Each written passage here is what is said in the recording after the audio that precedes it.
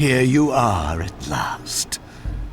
I see you found a fragment of the balance emblem. This will be of even further use to you, if you can find the other three. Moebius looks leathery. Shall we? Yes. Let us continue our conversation, but on a somewhat different footing. Now, what do you have to tell me, Moebius? You cannot kill me. We both know that this is not how or when I die. Death is not the only possible outcome.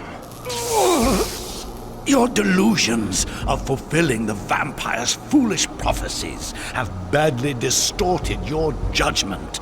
And Raziel is not what you think. You dare imagine what I think. Hello everyone, welcome back to Legacy of Kain Defiance Remastered. We are going to pick up where we left off. I was supposed to record a Tomodachi Life demo and then Resident Evil Requiem tonight, but I'm running out of hard drive space, so until I get the replacement external drive tomorrow, it's probably best just to go with one video for tonight. So I'm doing Defiance. Plus I want to see if we can get some of those skins so we can show off Kain's other looks.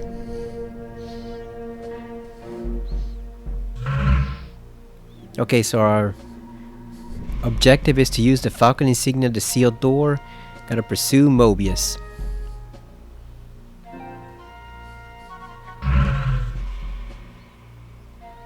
Oh, look at the name of the chapter. Chapter 3, Messianic Delusions. That's Moebius's line. Yeah, Kain still looks good even in the old graphics. Like I said, I kind of prefer his face to how it is now. It looks like it has much more of a range of emotion. He's not just scowling all the time.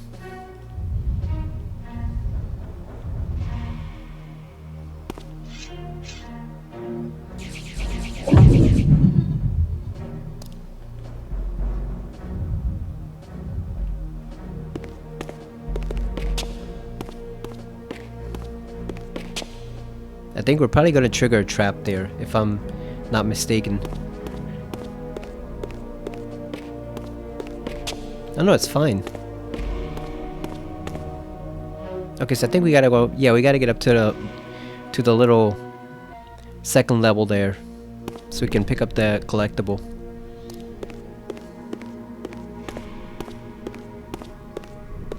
Okay, that way is locked. Gotta go this way.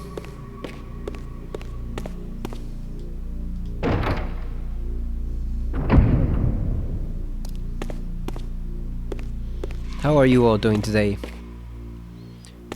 Nothing much to report.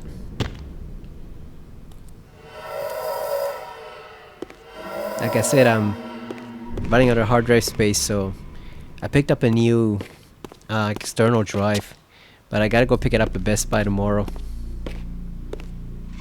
Is this where we're supposed to be going?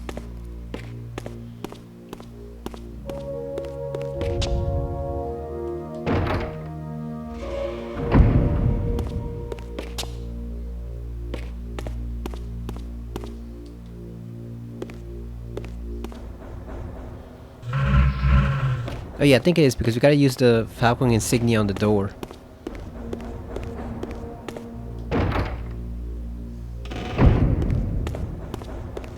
If only I can remember exactly where it was.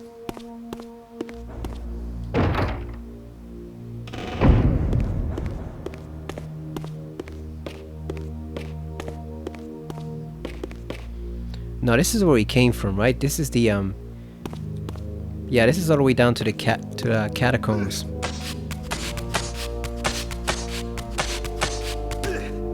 Let's take a look at the map. Maybe it'll show us exactly where that door is supposed to be. Okay, so it doesn't say. I think it's supposed to show a little skull icon showing us where to go, but it's not showing up on the map.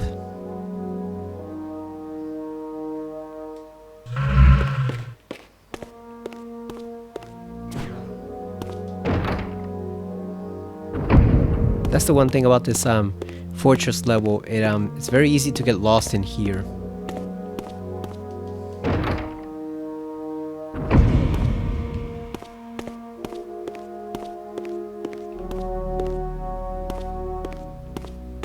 I think this is a trophy, if I'm not mistaken. Oh, there you go. Keep your head. So it's a good thing we actually came back here. We were able to get that trophy. There was a trophy for completing the training segment in under 90 seconds. We should probably do that during a second playthrough. I wish I would have peeked at the trophies before, because I would have just done it during the first time we saw the training segment.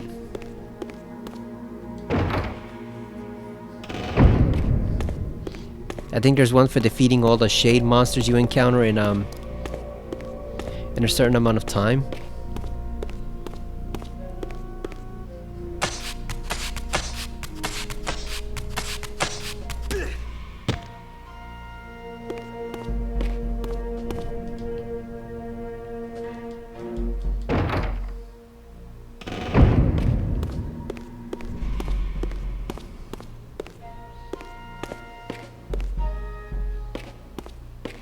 Yeah, I'm not really sure where to go.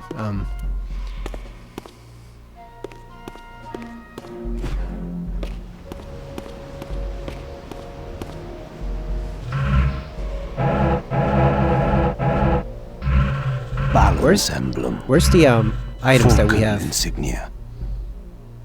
Yeah, so that was in the courtyard, I believe. Falcon insignia.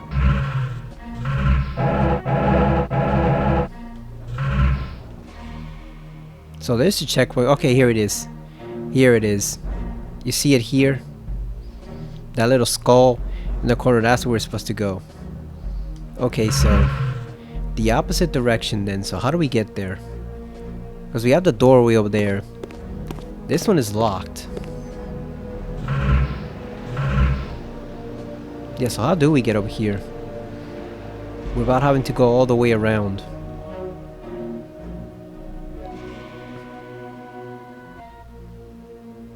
I guess we could go over here this way and cross that bridge, maybe.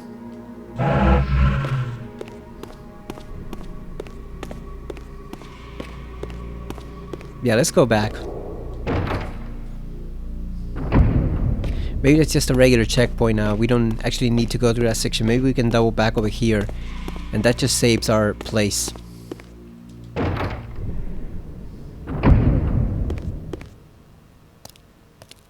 Oh yeah, here we go. It triggered a new cutscene. Malik, the great Sarafan warrior.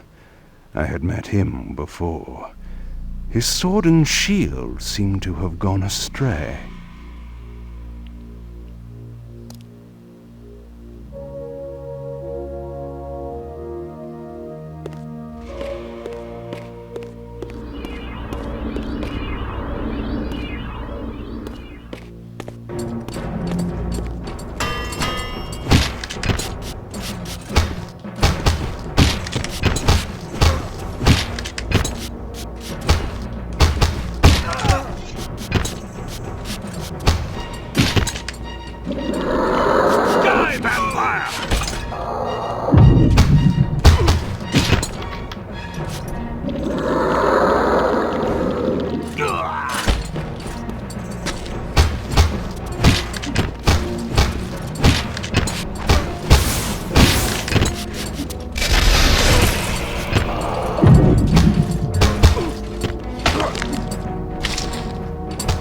Yeah, Kain's just playing basketball with them.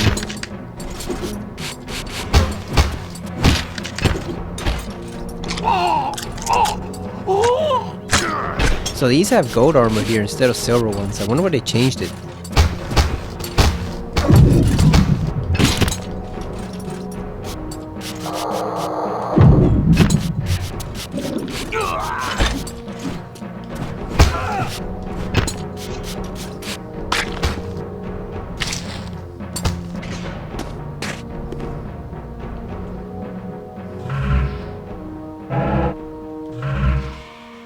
Yeah, it's this way. We gotta pass that circular thing and get all the way to the corner over here.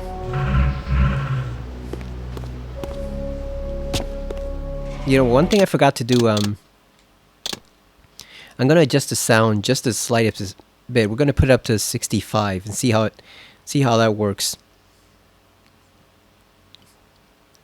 Because the music is fine, the sound is fine, the voices are a little low, so I'm gonna see how 65 works. If it's still too low for this video, we're gonna increase it to maybe 70 or 75 next time. Because it's strictly the voices. Everything else is fine. The voices are a little low. Better to do it now when we're still earlier in the game than later on when we mess up some really important cutscenes, because these are so far kind of inconsequential. We're just searching for Moebius, so it's better to just do it now when we still have relatively unimportant cutscenes.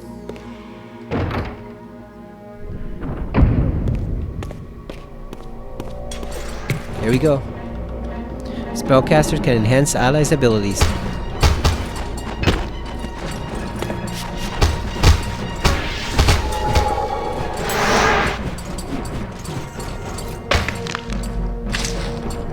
We can cast our own spell too.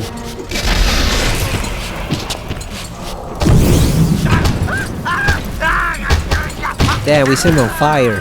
Hell yeah. Burn, Sarafan scumbags.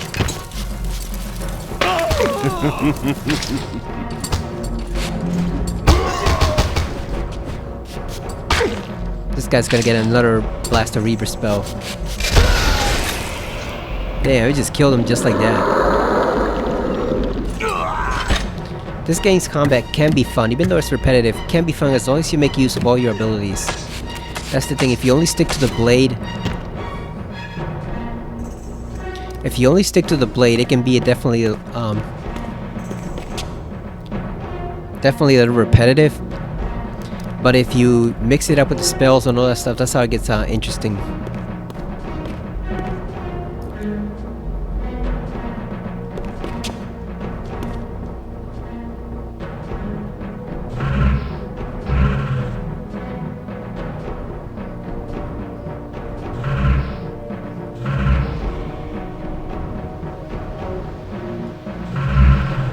Okay, so it's this direction, so yeah, we gotta go outside through the fence.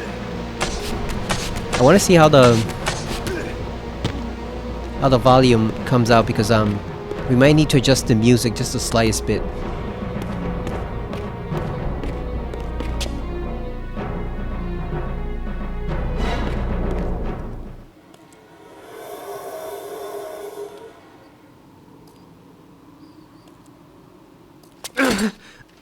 Tell me, where can I find your master? Quickly, Moebius is... in the tower. Good.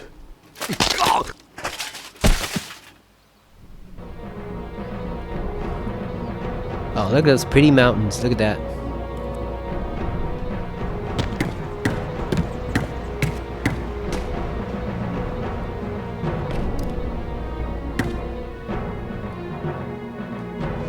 Yeah, now you can cheat a little bit because you can see it's clearly a picture.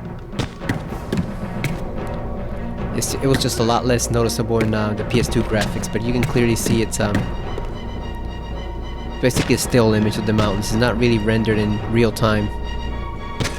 Still looks gorgeous though.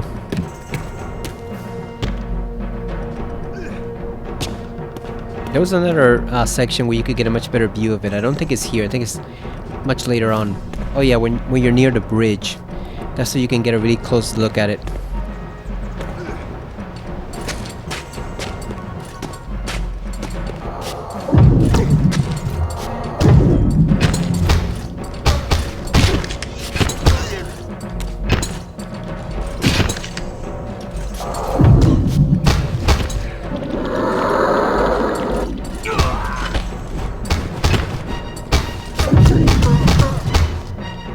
Received Sanguine Censure. Once an opponent is flung helpless into the air, it can follow suit, catching them before they fall, carving their flesh and bone with a second assault.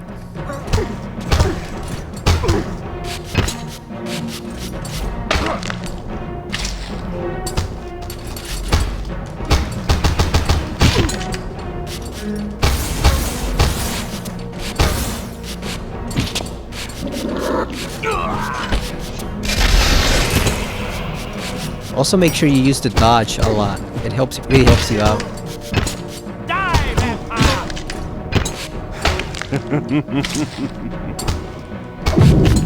That evil laugh of Kain's is classic. Give me that blood.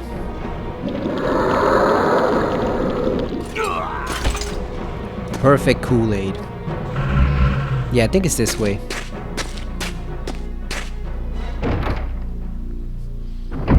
Yeah, if the music is too loud, we might need to lower just the slightest bit. Just a tad.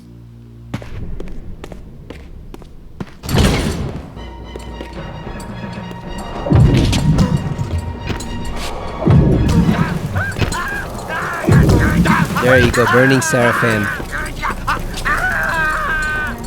It's a barbecue.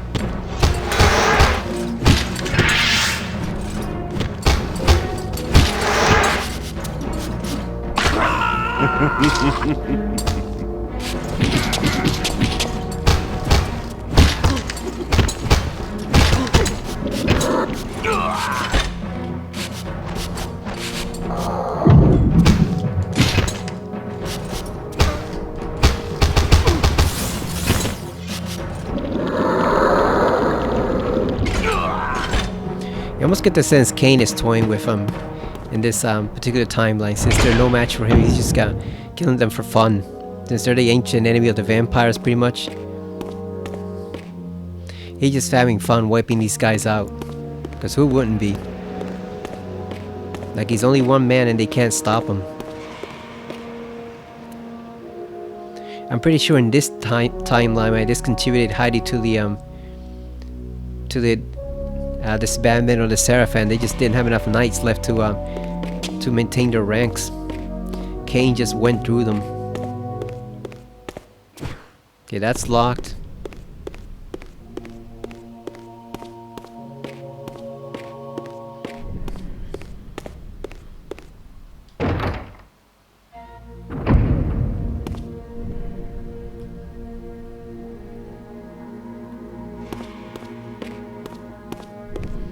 I was gonna say I think I should do one playthrough with just the regular graphics, but then that's what we have the laptop version for, so we can put in the mods that somebody had designed a few years ago and actually have Mortanius later on look like he's supposed to look instead of the new outfit.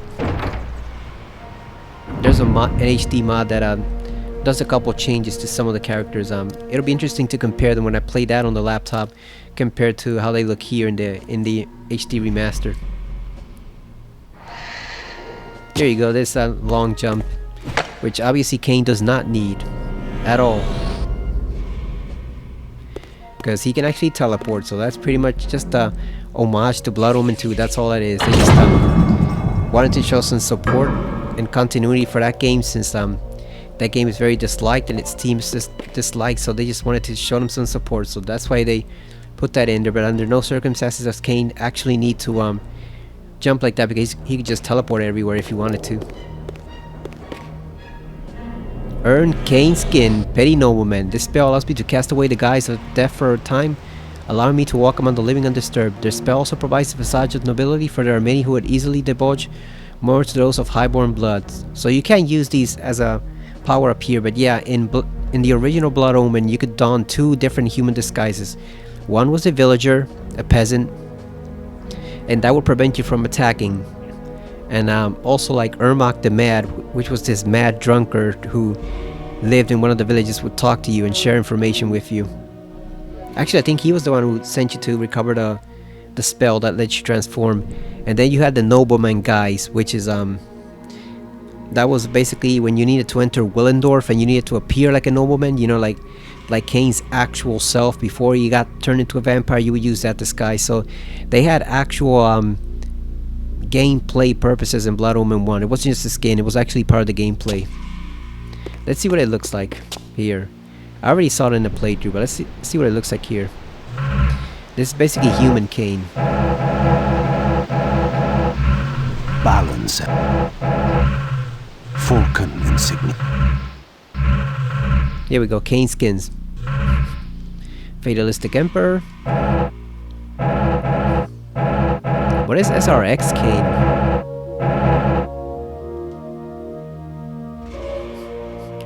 Oh, Soul Reaver Remastered Kain. Oh, that one actually looks pretty decent. I think we're gonna stick with Soul Reaver Remastered Kain for a time being, but yeah, SRX Kain. Yeah, that one actually looks pretty decent. Looks better than the regular skin. Then we're gonna keep that one for now. I just hope his face maintains certain facial expressions. Petty Nobleman, here we go. Yeah, this is human, so this is a human Kain. Please note that non-default skins may exhibit visual oddities. Okay, yeah, so some of it is gonna look a bit odd in certain situations.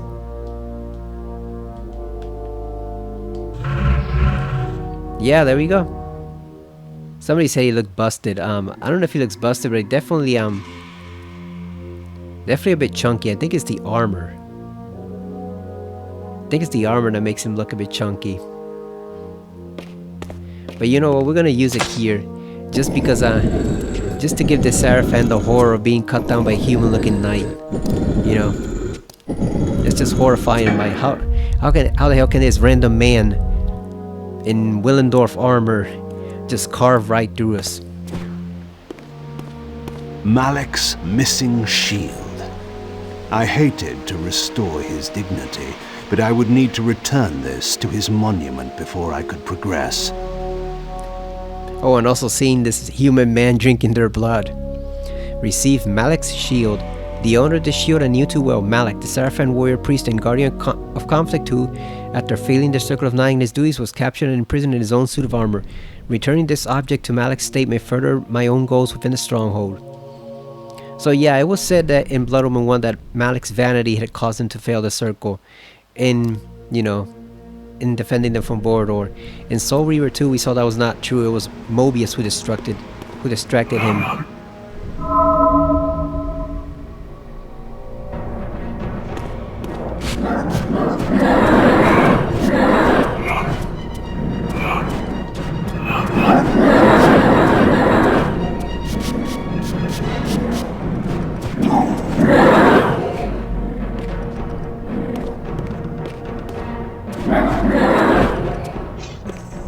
So I'm guessing either Malik never told Mortanius what actually happened, or he did and Mortanius didn't believe him. But I think it could also be vanity as well in a way, because the thing is Malik was a member of the Circle. He was a Circle guardian. He was a pillar guardian, so he wasn't just some random knight. So like he had full authority to tell Moebius to just go to hell and go assist Vorador. I mean, go assist the Circle against Vorador. He didn't have to listen to Moebius and take that order. He did it probably because he wanted to look good and loyal to Moebius. So in a way, it might still be a bit of vanity because he wanted to appear perfect. And I'm guessing since conflict stands for war, it could also stand to reason that maybe the other Circle members didn't respect him as much. They thought he did basically nothing, you know, except fight. So that might be one reason why he wanted to impress Moebius. And so that's why he took that order when he really shouldn't have. Because if you think about it, they were equals. Malik is not his subordinate. He's not his lackey. He's his equal. So he could have easily told Moebius no and told him to go to hell and gone to assist the Circle members. He chose not to do so. So in a way, even though it wasn't how we imagined it before, it was his own vanity that cost him, because he refused to tell off a fellow Circle member even though he had the full authority to do so. And why? Because he wanted to look good for him. So it still actually works, the explanation from Blood Omen. Also, this armor that you're seeing here, this is actually the Willendorf armor. Kain mentions in Blood Omen 1 that the throne of the Lion Throne once held his allegiance. That's the throne of Willendorf. So this armor is meant to be his Willendorf armor. This is what he gets killed in. So this is what the Willendorf Knights actually look like.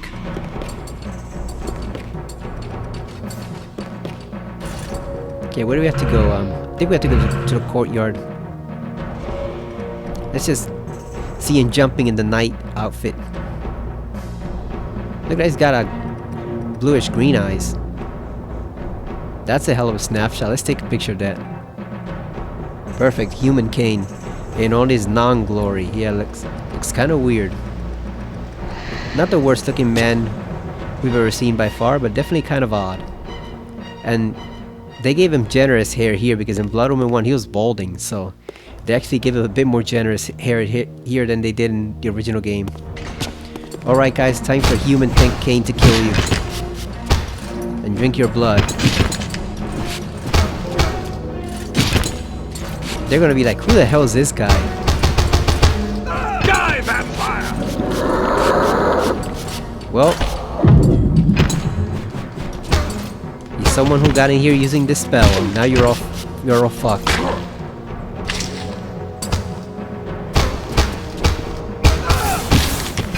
Let's drink from him in human form. Damn, look at that. We should make that the screenshot of the video. I won't, but we should make it. Yeah, so this will be cool because this will be pretty cool to see. And if they ever did an actual Blood Omen remake, to see this armor replicated among dozens and dozens of men when they're fighting the war against the Nemesis. Also, you can see Kain's in his family crest there, which later on becomes the basis for his vampire emblem. Okay, so we've had enough. We've had enough of Nobleman Kain for now.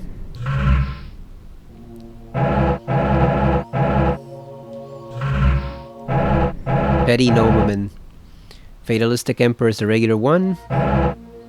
Oh, Imperial Ascendant Kain. That's a younger Kain, but not quite as young as Blood Omen 2. His in-between stage.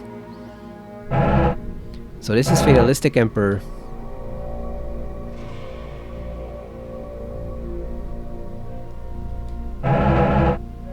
Imperial Ascendant Kain, let's see.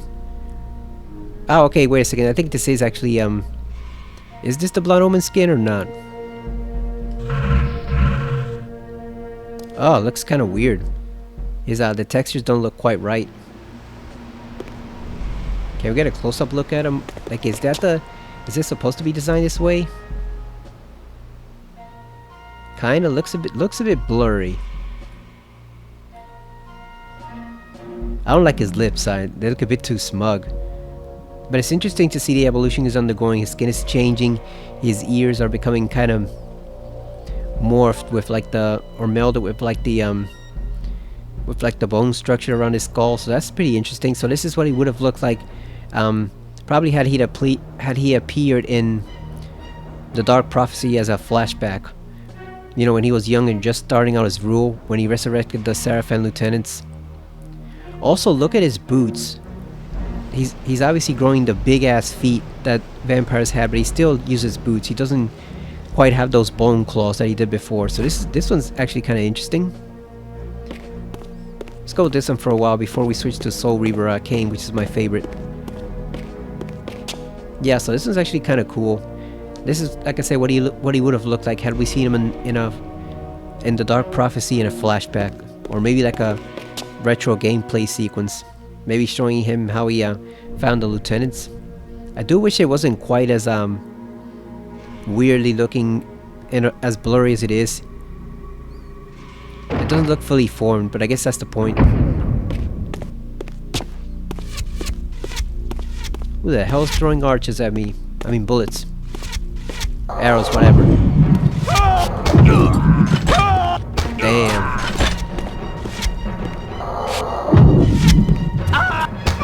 Ah, damn, I was trying to hit him with the sword.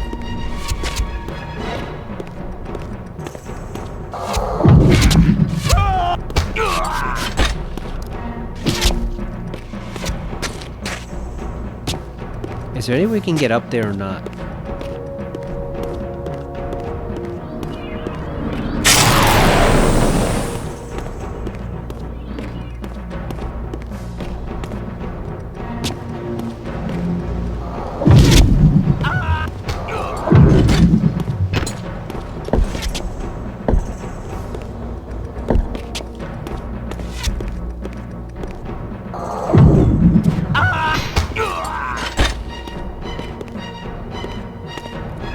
Is that guy still alive?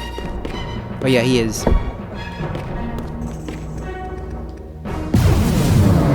Okay, so now that path is open. Yeah, this one's kind of cool. I just don't like how it's blurry looking.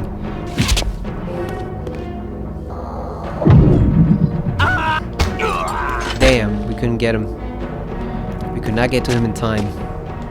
Get up, blood. Funny how they keep vials of or vats of blood over here in what's supposed to be an anti-vampire fortress. Those boots also look like they're made of gold, maybe, or some type of gold-looking metallic structure.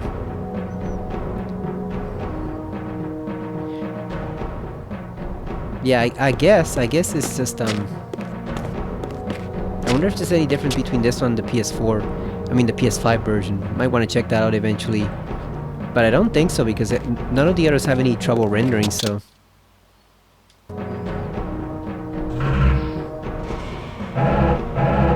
Oh, I see, because that's Kain Ascendant. Never mind, I just realized that's not, I just realized why it's blurry, because, that's the one from Ascendance. Obviously, the 2D game, Imperial Ascendant Kain. So it is when he's first becoming an Emperor and resurrecting the Sarafan, but now I see why it's blurry, because since it's for the 2D game, they want it to look blurry like a 2D sprite. I get it now.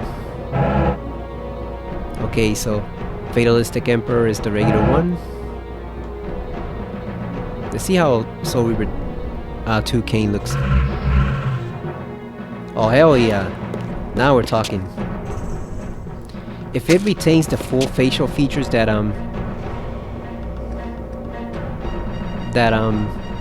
the other one does, I'm keeping this one. This one looks the best. You can see there what his eyes, even though they're a bit yellow and glowing, they're not quite as pronounced as the other. Also, his face looks a little bit better. So yeah, this one actually looks way better. So see, there's a lot less difference between this one and the other one. This one's actually kind of cool. Yeah, it's himself from his Soul Reaver 2 Remastered. So yeah, I think we might actually keep this one, because this is, I think, what he's supposed to look like. So yeah, they actually gave you options, so that's cool. Does he have the arm things in the other version? Let's see. Okay, yeah, he does. It's a bit more detailed, but he does have them.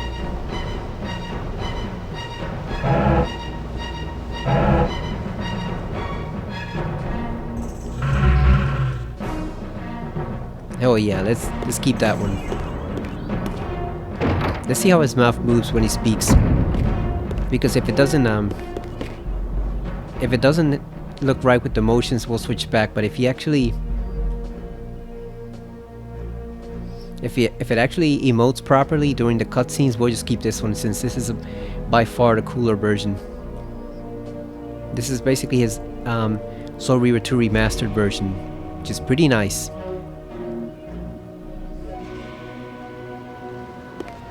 Yeah, this one looks great. I'm glad they give you a choice. You know, other games wouldn't give you a choice. They just stick you with one or the other. I'm glad they actually give you a choice. If you don't like that one, you can take this one instead. Pretty cool, and it looks great too. Like I say, I don't know why they didn't make this the standard version. Just touch it up a bit with a bit more detail. But other than that, this looks fine. This was great. So I don't know why they made the other one the standard. Should have been the reverse. This one should have been the standard, and the other one should have been the optional one. If you wanted him with more of a scowl, that's what they should have done. They should have done the reverse and made this one the standard one. I don't know why they didn't, but nice of them to actually give us a choice. You also have the pre-Soul Reaver concept Kain, which is how the very first drawings of how he was supposed to look originally.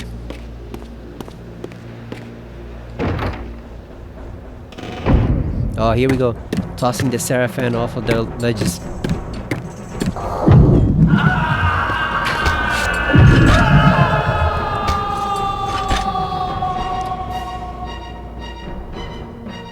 Okay, so yeah, it doesn't look quite as bad in the PS2 graphics. They can kind of get away with it, even though if you jump, you can see it's clearly a 2D image. It's not a layered. Yeah, look at that. It's, like someone said, it's like a picture. Ah, they have those vampires impaled there. That sucks. You can see here, it still looks a little bit blurry. You can, because that's the thing is, the camera was not meant to cross kind of this threshold and show that. Like, it's not meant to show how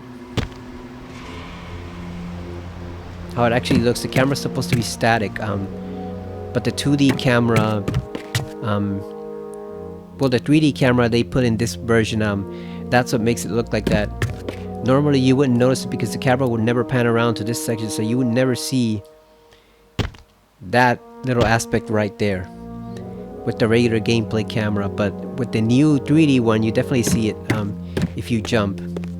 See, look at that. It almost looks transparent, like it's superimposed, because it essentially is. That's a bit of a cheat, but I get why they did it, because normally it wouldn't be an issue. There's no point in making this huge complicated texture just for one single view over here, because you never see this view again. Come here, my guy.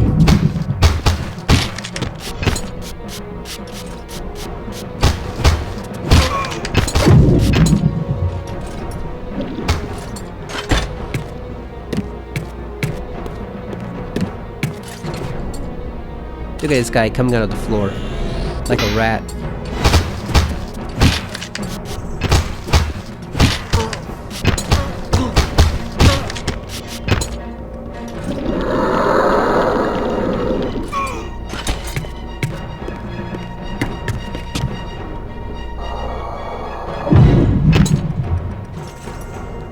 Is there anything to impale him on?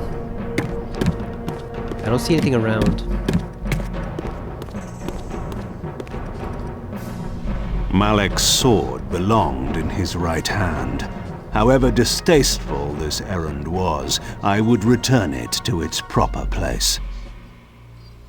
Malek's sword, although he had only met with the edge of his beloved polearm in person, it seems Malek's versatility as a warrior exceeded the credit I had previously given him. A shame this hidden adaptability of his never carried over to the battlefield of wits. Bygones aside, returning this object to a statue may further my own goals. Yeah, so Kain thought Malek was basically a bit of an idiot. He didn't think much of him.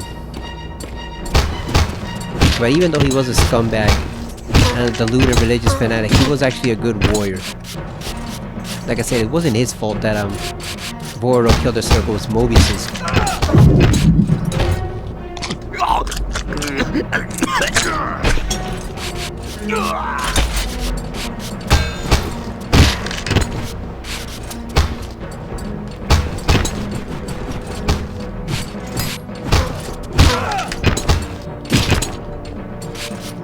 And now you gotta wonder if he had some type of other purpose for it.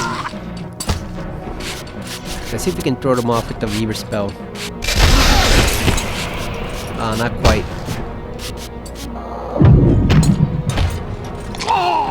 Maybe he just didn't want him interfering with his plans.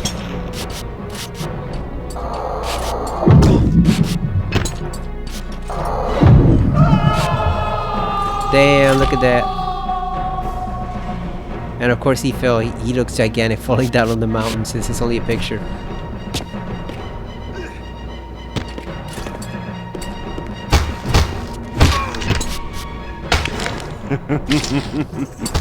It could also be that since if Vordor killed the Balance Guardian first, that might be the reason why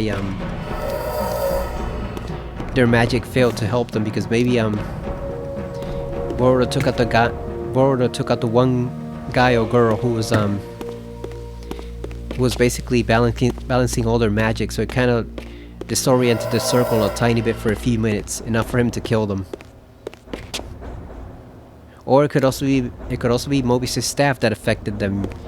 We'll never know. But the point was, it actually wasn't Malek's fault that they all died. It was Moebius's. But then Malik didn't make the situation any better. Like I said, he should have defied Moebius, being his equal and all, but he didn't.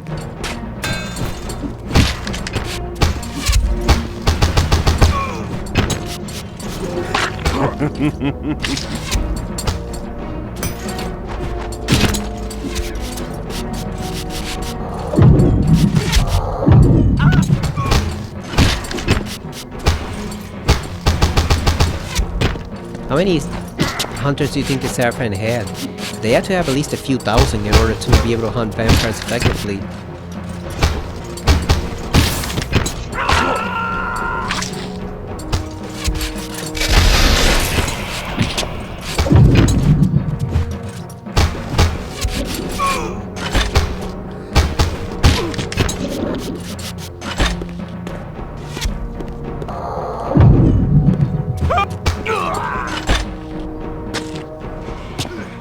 Like, what do you think the number of the ranks was?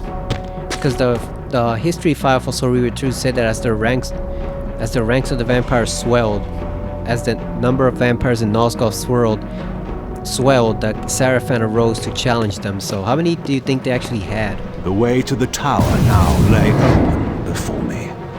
I looked forward to finding Moebius and resuming our conversation. They had to have at least a few thousand, right? Or at least 1,000 or so. Any other lesser numbers would be unable to get the job done. Yeah, let's see how well his face reacts during the cutscene, because if it's fully animated, if it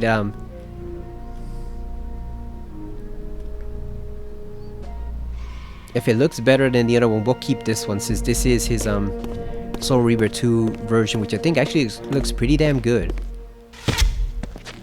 You motherfucker. Like, we don't see you hiding in there, you jackass. Closing in. I wonder what that trophy's for. Is it killing all the guys in the compartments here? Behind the arrow throwing machines? Or behind those I guess it would be shields, right? They're almost like little closets. Here you go.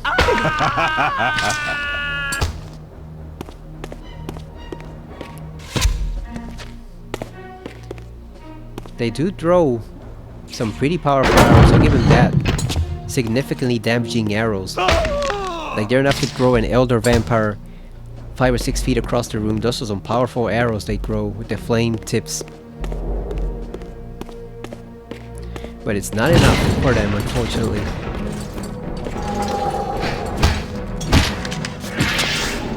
I wish you could use some of the spells you get later on the Sarafan, like the slow time one. But unfortunately you get it too late in the game. You can only use it against demons and feral humans and other enemies like that. You can't use it against these buffoons.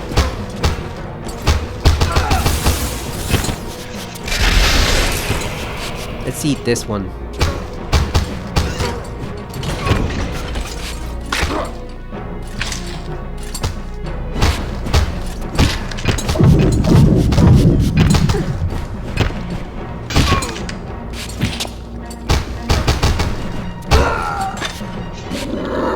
Yeah, this game is good where you just want to pound on enemies with a blade. Just smack around a whole bunch of enemies, killing them brutally. This game is definitely fun to do that. Because the enemies put up little resistance to Kain at first. Later on they get a bit more difficult, but you can definitely maul your way through all these enemies easily.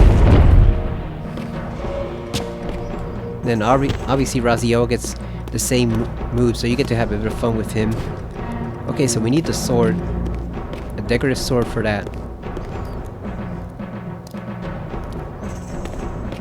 You think we could throw them all off the bridge? Instead of doing it one by one. Can we do it at the same time for Reaver spell?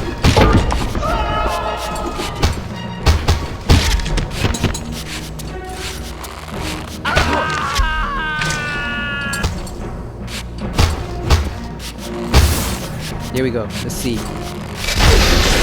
Oh no, it doesn't work. Damn. It's like how they're just standing there waiting their turn patiently while he drains their fellows Sarafan hunter.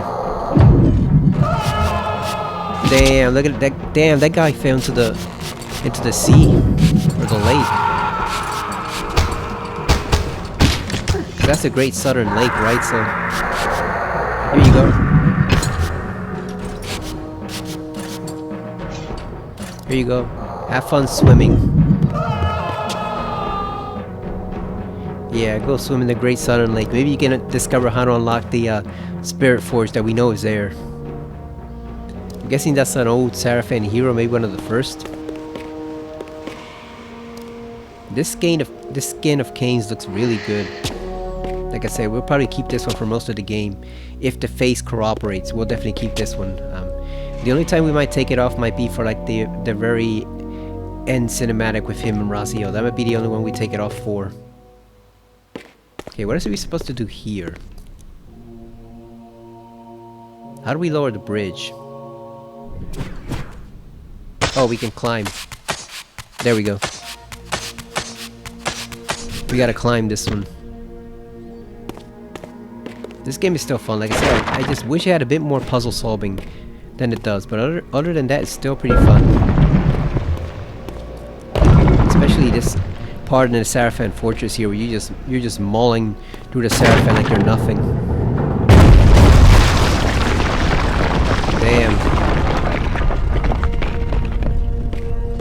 Guessing their bridges are not well maintained if Kain just destroying the mechanism like that is enough to cause it to topple over. They did not have a contingency plan for that one. No redundancies there. Just take out those two things as the bridge is just completely dead. Okay, so... oh, we're supposed to go this direction.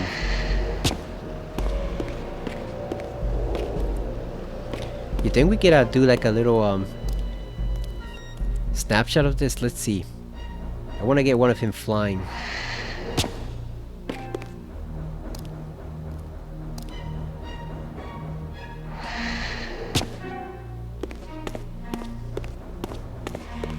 There's the decorative sword. Give me that. The blade of this ornamental sword is dull and seemingly useless, that upon its hilt is emblazoned an identical pair of swords. If I can locate this one's twin, I may be able to open the few remaining paths close to me. However, how these pathetic Sarafan love their games. Yeah, why would they have it locked with a decorative sword? That's just a sheer indulgement. Oh, let's make it interesting to open this door, instead of just having it be a regular door. Victus.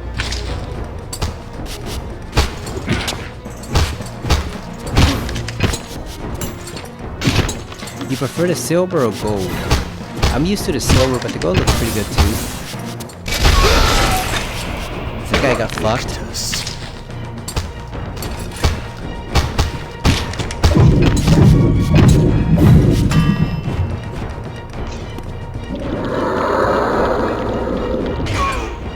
Can you imagine being one of the Sarafan coming here from the field, and you come here and you just find like dozens and dozens of dead bodies from this one vampire that attacked? Like he just destroyed your whole his whole complete regiment.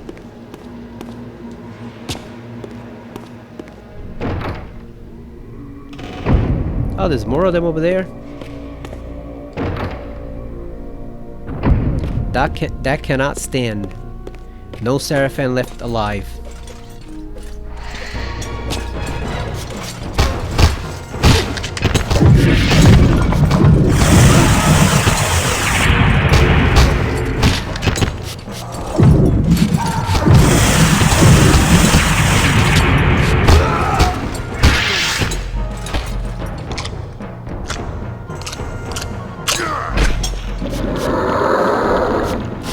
Here you go.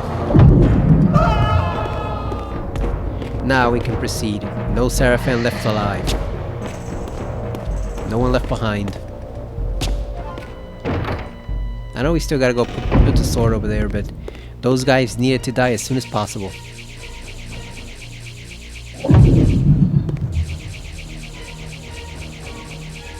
Okay, so Yeah, you cannot light them yet because we don't have the... They haven't told us how to light it. We already have the ability, but they haven't told us that we can use it, so... Let's go place the sword over there.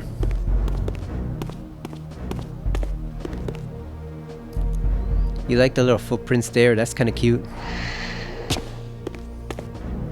What did it look like in the old graphics?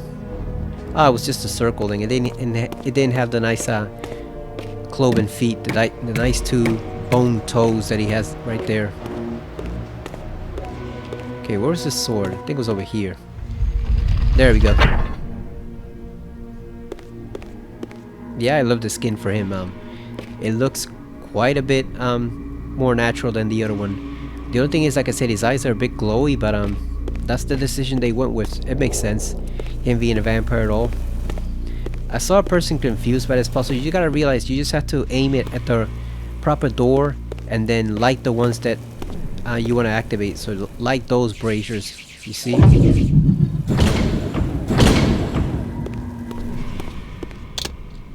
Curious. This artifact, joined with the relic I discovered earlier, appeared to be but one fragment of a larger emblem. This shard was endowed with elemental fire, enhancing both the Reaver and my telekinetic powers. Okay, so we didn't have the ability before. We have it now. Yeah, so the only thing you need to remember is just light the ones. You don't need to mess with this anymore. Just light the ones for each door that you want to open. So you have this one, and you have this one now.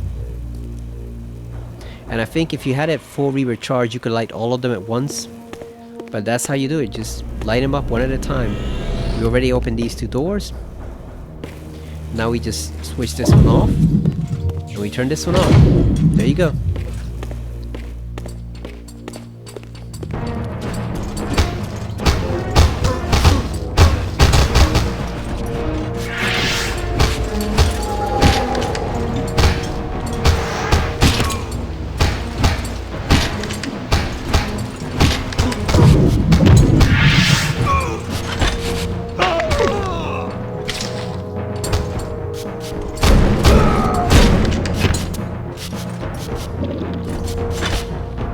Let's see, can we light all of them at once? Let's see.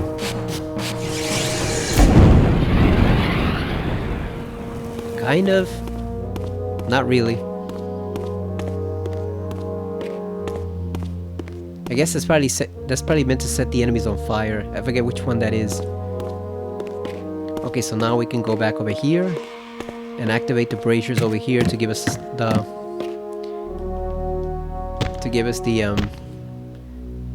the proper pathway to Moebius. Okay, so this one actually looks pretty well with the water and stuff. So it's really only that section before that looks like it's very clear that it's a photo. I want to see how the facial expressions on this skin are, because so far it's looking pretty good. And it makes sense to keep this one a lot more with Soul Reaver 2 Remastered to maintain continuity. Yeah, like I said, his eyes, someone said his eyes are big bug-eyed, but I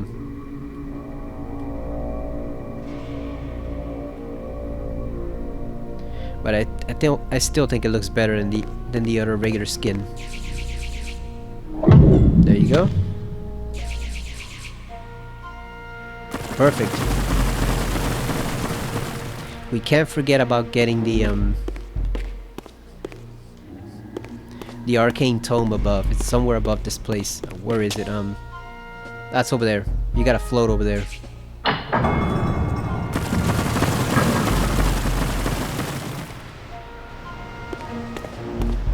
Alright. Yeah, before we move over there, actually I don't think we can get over here from this section. I think we need to activate the other path.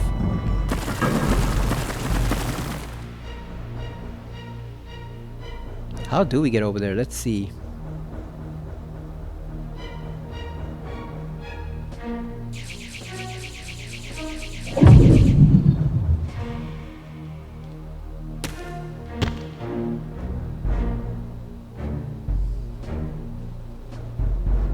Oh, I see. Never mind. I see it. You have to float using the there you go. Gotta float using the edges like Batman or... Ah, damn, we screwed up. Like Batman or Solid Snake. You gotta just strafe the edge.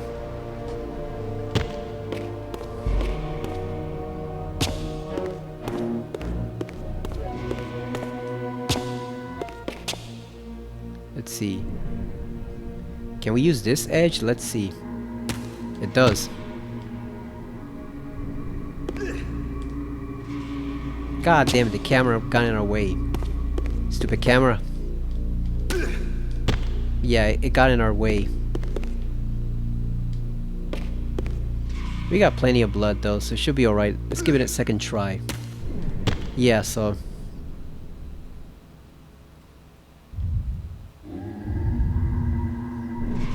Obviously it wants us to activate that, but we're busy at the moment. Damn, it's the cameras that keeps getting in the way. Like I wonder if it is better to just approach it from this version. Let's see, from this direction. Because maybe we can jump over here and then we can jump to those two. Let's see. God damn it.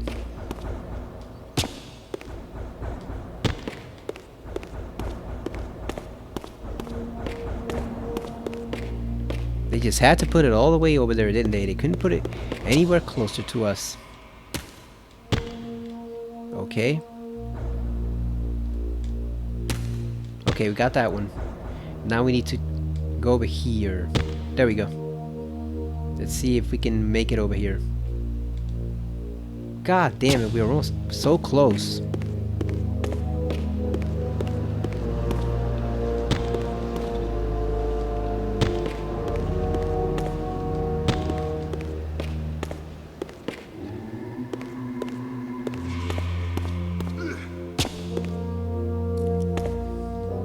They should have put like a hidden jump point there where you could use the super jump to jump over to the platform.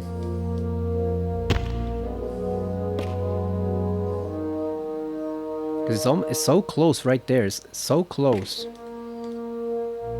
Oh, goddamn, come on.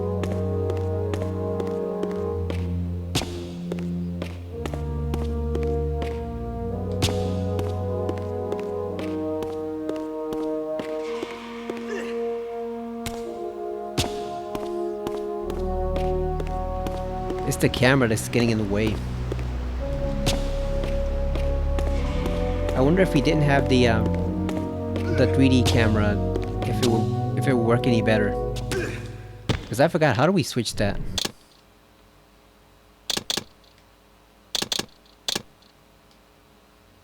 Inverted camera. View controls. Here we go. Let's see. Move camera to the right. Oh, I guess maybe if we press... No, because that just controls the graphics. I was about to say, maybe if we press the right stick. I know they showed us how to change it earlier. Foresight toggle camera. Okay, so it is L2. It is L2. Yeah, okay, so... Oh, this is worse. Yeah, that one's worse because now we can only see from the side. So that one's actually worse than the one we had before. Yeah, that one's actually way worse than the one we had before.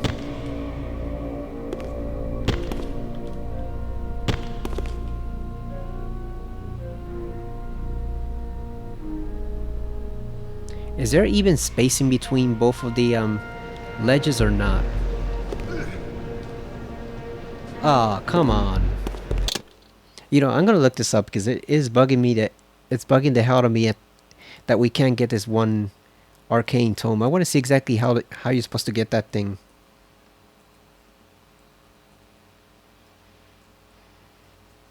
Arcane tome, Defiance, Sarafan Stronghold. I want to see exactly how you get that thing because it's very difficult to glide him over there.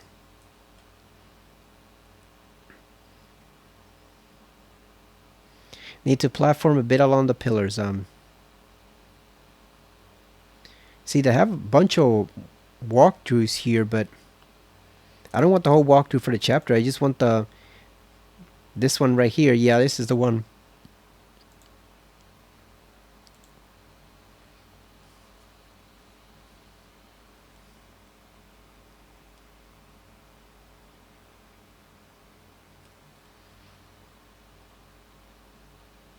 Okay, so that one's new. It was not there before in the original game.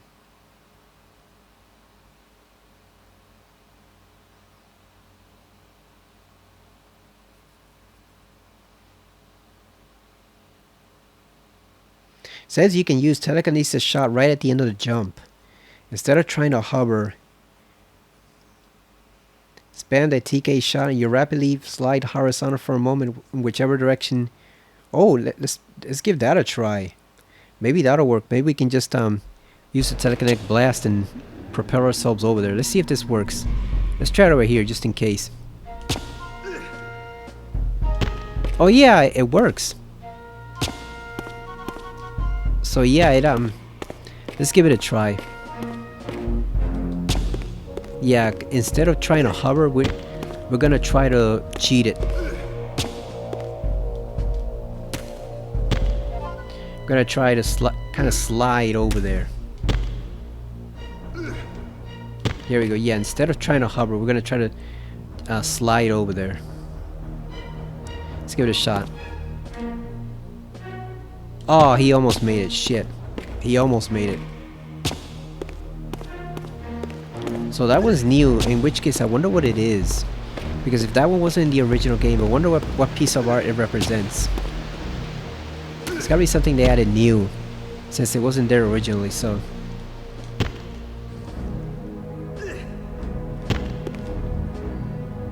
Maybe if we jump at the very height of this, let's go. Oh, he almost made it. Shit. I wonder if it's easier to go the opposite direction instead. Maybe we just go backwards. He's running out of blood since we've taken so long. But maybe it'll be easier this way. Because maybe we can... Let's see, can we grab onto this? Alright. That one worked fine. God damn it. I keep forgetting to press the button for the TK.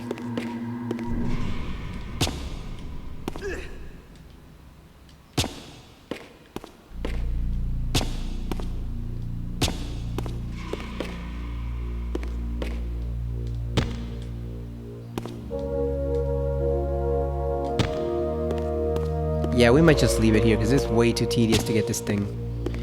Might be something that we just have to get in a subsequent playthrough. Since you already missed one of the trophies in the first place. Yeah. I think we might just have to abandon this one. Just leave it for a subsequent playthrough because we already missed the trophies and it's just way too tedious. We can almost sorta get there. But not quite. Yeah, that's a difficult one. I think we just got to abandon it. I'm just gonna go over to Moebius, finish out the chapter, because that is way too much effort. It looks like you might need like 50 attempts to try to get that, and I'm not in the mood. And we don't have the time either, or the blood. We're starting to lose health, so let's just go over to Moebius and finish off the chapter. Here we go. Let's see how his face responds.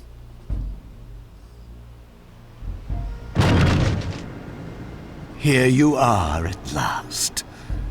I see you found a fragment of the balance emblem. This will be of even further use to you, if you can find the other three. Moebius looks leathery. Shall we? Yes. Let us continue our conversation, but on a somewhat different footing. Now, what do you have to tell me, Moebius? You cannot kill me. We both know that this is not how or when I die. Death is not the only possible outcome. Your delusions of fulfilling the vampire's foolish prophecies have badly distorted your judgment. And Raziel is not what you think. You dare imagine what I think? So, You prevented Raziel's soul from entering the Reaver. Do you believe for a moment that by this you have averted your fate? Or his? Or that of Nosgoth itself? Your manipulations are pathetic. Yet Raziel retains his free will, and that's what frightens you, isn't it, Moebius? You cannot see his path, and so you cannot control it. And neither can you. Yes, Raziel is shrouded from us, but we see the ripples of his potential actions, and every path he might choose leads to the same outcome. He will kill you, Kain. In sparing Raziel, you have written your own death sentence. You still have not answered the question I came to ask. Where is Raziel? He is not, in a true sense, here. Not now. Don't try my patience, Moebius. What have you done with him? He is contained. In time, it may be safe to release him. His destiny must be completed. He will enter the sword. But until that time, he is dangerous. Far more dangerous than you could understand. And your incontrovertible evidence? The answers are plain, if you know where to look. Go west of the pillars. There you will find a testament, written in stone. But stones, too, can lie. Oh, it looks good. The mouth actually moves pretty nice. Yeah, so I think we'll keep this one for now. It actually looks pretty damn good. I was expecting maybe it would stay still or he wouldn't have as much expression, but he actually does have a lot of range with that. I think more so than the regular skin. So yeah, I think we'll keep this one for now. This one actually looks pretty legit. And he looks bulky here too. Much more like his old self, much more in line with the other ones. This is a pretty nice, fancy room Moebius has here. I'm guessing this is where all the Sarafan Inquisitors and Malik would have sat.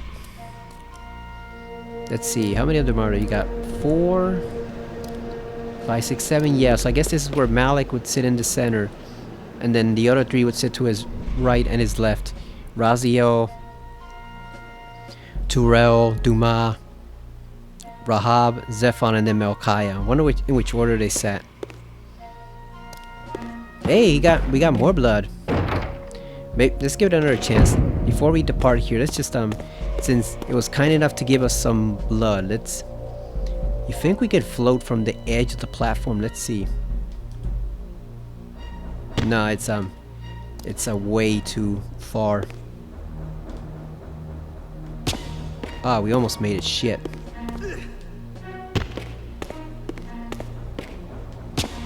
It would help if we could see the spot from which we're supposed to jump. That would help a lot.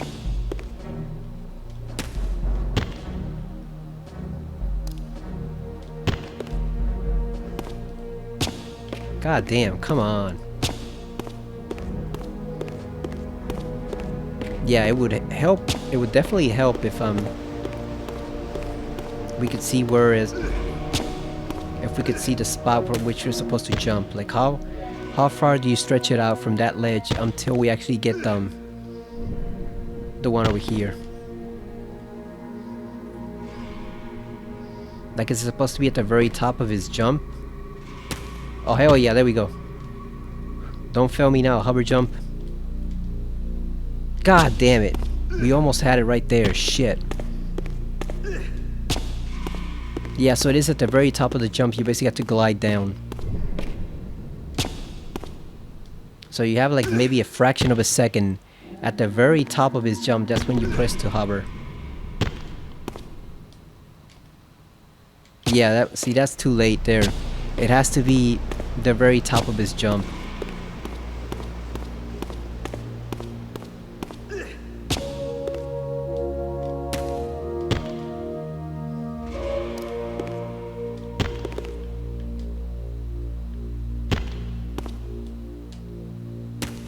There we go. One more. Come on, one more. God damn, he was so close. It's misjudging that It's judging that last ledge that's very difficult to figure out.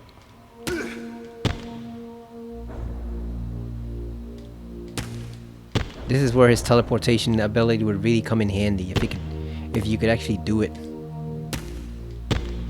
Okay, so we jumped there. Finally, we got it. Thank God. Give me that arcane tome. Alright, so it was worth it coming back. We actually did it. We got it.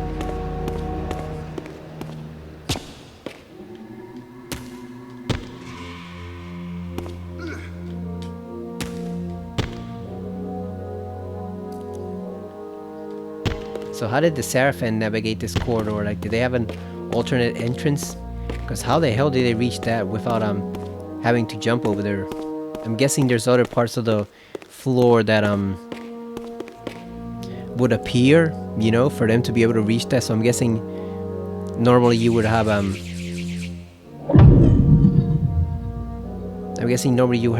whole stone space over there.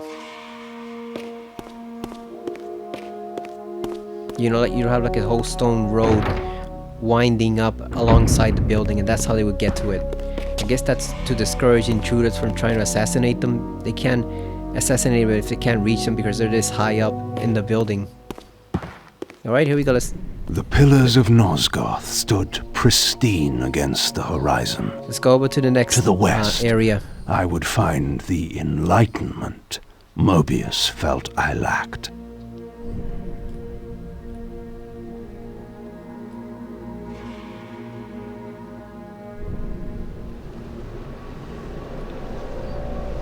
Yeah, his OG design is really good. Look at that.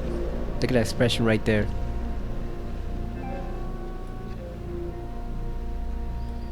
I think they might have made his lips a bit too dark in this one.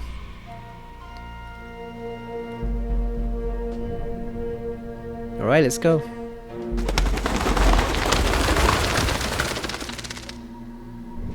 We got everything. Perfect. Back to Raziel again. Messianic delusions. There had to be a way to escape the spirit world without the help my master was pleased to deny me. Only in the material realm would I have a chance to seek my destiny, or change it.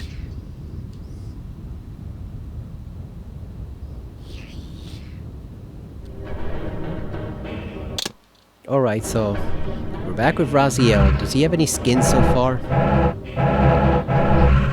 Material Reaver, Spectral Material Reaver.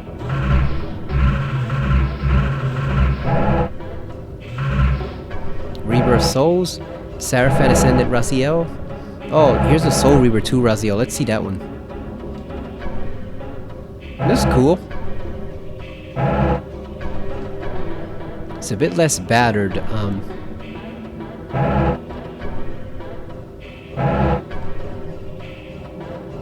Let's stick with Soul Reaver 2 Raziel for now.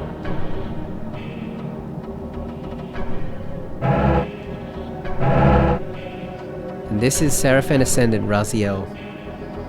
That doesn't look right in the spectral realm. That's so that's basically from Ascendance. So yeah, that's young Sarafan Scumbag Raziel. That was when he was a complete asshole, not just 90% asshole. That was the whole package. That was 100% pure grade A asshole.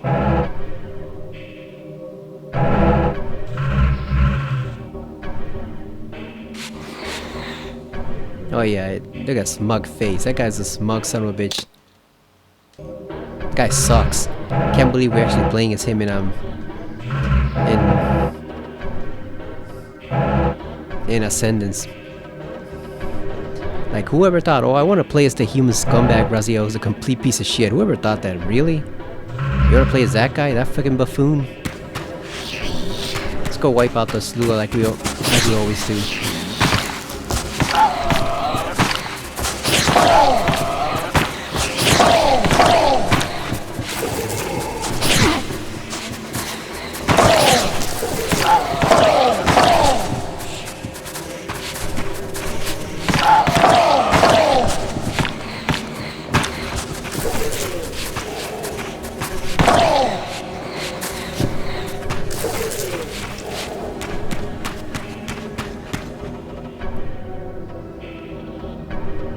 This one has less pronounced cheeks than the other one does, if you know what I mean.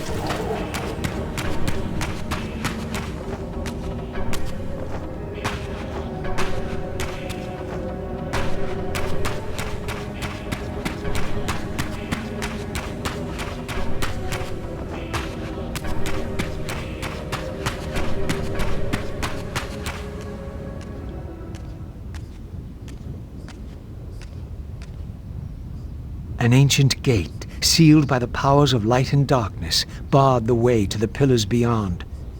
To depart this place and continue my journey, I would have to find the means to open it.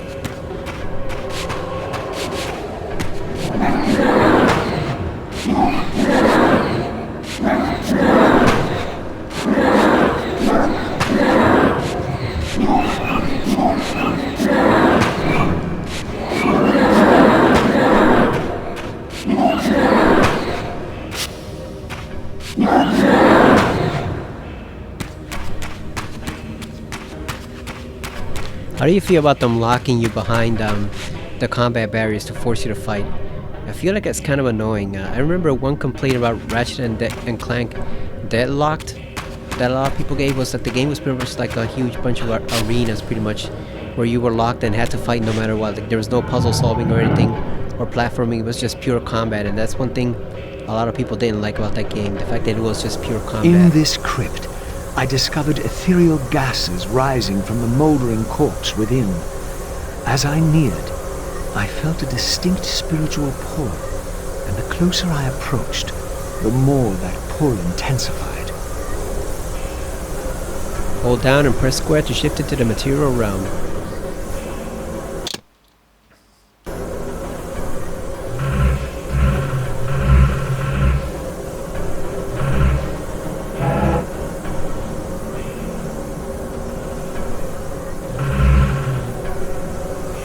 We should probably shift in this one. We can change it later.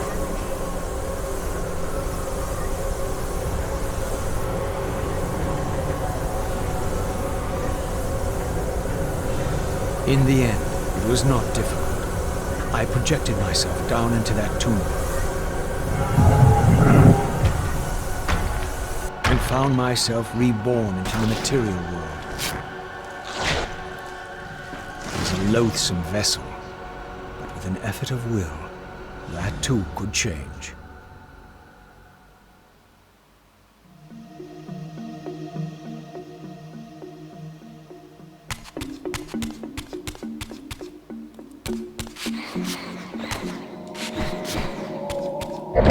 These gargoyles quickened as I drew near, triggering the door to close. I would need to find some means of approaching the door without being observed.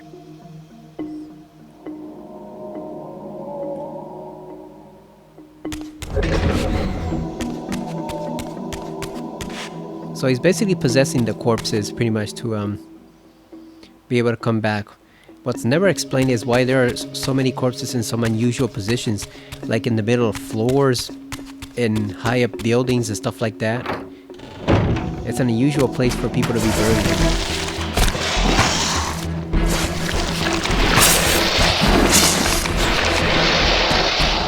in. More tentacles by the other god.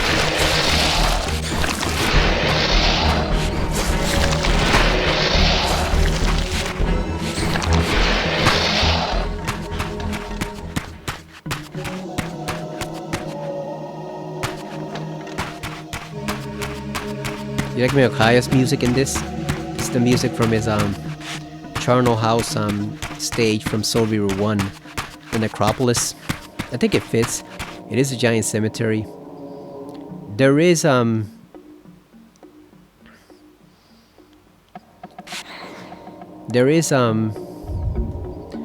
trophy for destroying a lot of the gravestones, since it is a cemetery. She says she won't go near the place. I tell you, the pillars are haunted. Haunted? I heard a woman's voice talking and moaning, and there was no one there. How many vampires have you killed? And you can't face down one ghost? I knew who these were. Vampire hunters, scouring the countryside, destroying what had once been my kind. My God, what is that? A vampire or a demon? Where? Here. Get him! Quickly! No mercy. So, you could hear Alistair Duncan's voice there. I recognize it easily as the voice from Mortanius later on. So I guess he does do a bit of the other side characters in this, the NPCs. The one thing I don't like about these characters here, the bounty hunters or the Moebius' servants, is that they all look the same. Like, at least in Soul Reaver 2, even though they all look the same, even though they all wore the same uniform, you know, it was a uniform. That's why they're supposed to look exactly the same. But here, they just picked the same 4 guys and pretty much replicated them over and over. So everybody looks exactly the same. That's one thing I don't like about this, about the vampire hunters here. They should have had more variety in them, you know, and not have every single pack of hunters have the same huge 9-foot tall guy with insane muscles. Like, where is Moebius breeding those guys? Is he just cloning them over and over again? Like, you could say it's just the style they choose, but still, it just it's a bit silly.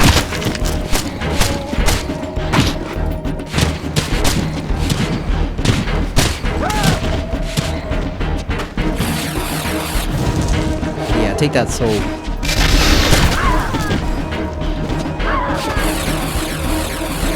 Health trains constantly run the material realm.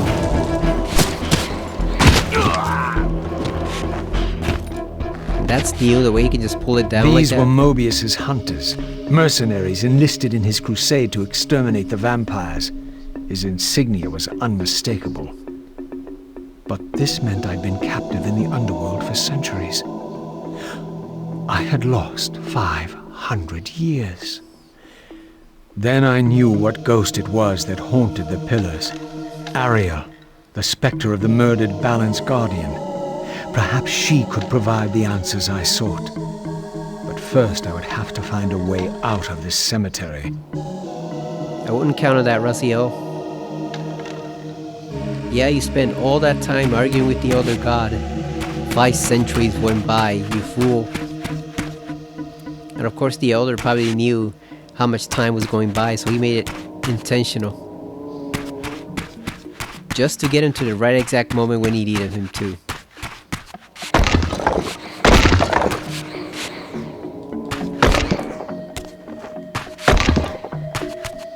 Obviously I wouldn't normally defile the stones, but since we do have a trophy for it, that almost looks like a tomb for Vorador, with the ears and stuff. This temple's facade hinted at some ancient vampire origin, for it bore the sign of the Reaver and was marked with the elemental symbol of light. The mystery of the Reaver might be answered within, but this edifice was too high for me to reach. Can't you just climb the mountain here? Just climb up the side and step on there. It's not difficult. A human could do it.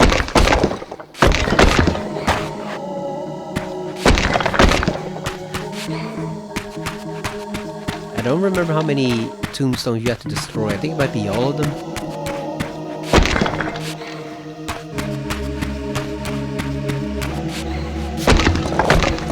So all this was here all this time and the humans didn't even know about it. All those vampires got to sit plain hidden in a cemetery and nobody knew about it. Hey, we got an arcane tomb.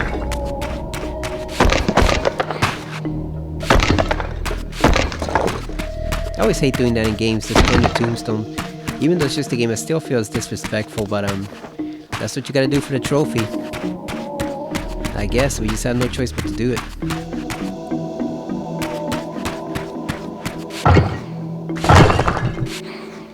That one has an eye mark on it, so we know exactly who those guys served, right? All the ones marked with an eye, we know exactly who they serve.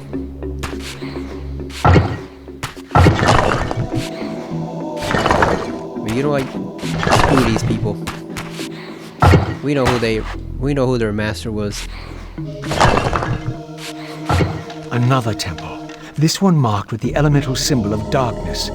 This edifice, like the other one, was too high for me to reach. I don't know why they chose to give him those two ribs sticking out in the original OG graphics when he never had those before. No idea why they chose to do that. It just looks completely out of place and almost comic on a cartoon way. Even though it does have the series does have a certain cartoony style with the graphics, but even so, it just it looks very out of place for him to have just those two rib bones sticking out like that. Hey, there we go, the ungrateful dead. Perfect.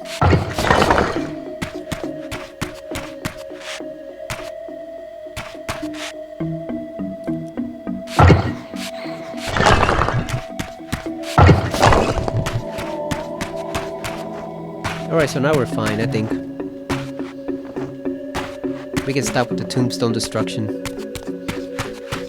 It's like in medieval, just going around destroying the tombstones with the hammer.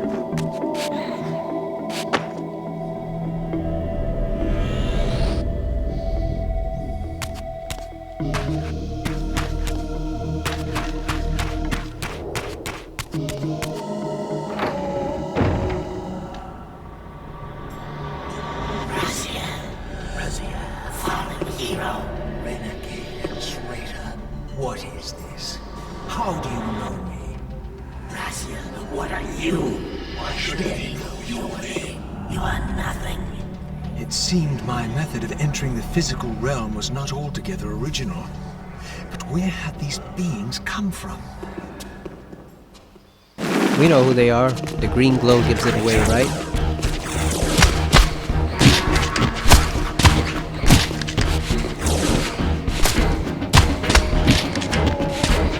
And the green magic too gives it away.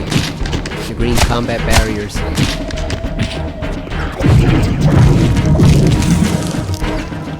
Give me that soul. Look at the wings on the soul. That gives it a clue right away. A big giveaway as to who it actually is. Who these guys are.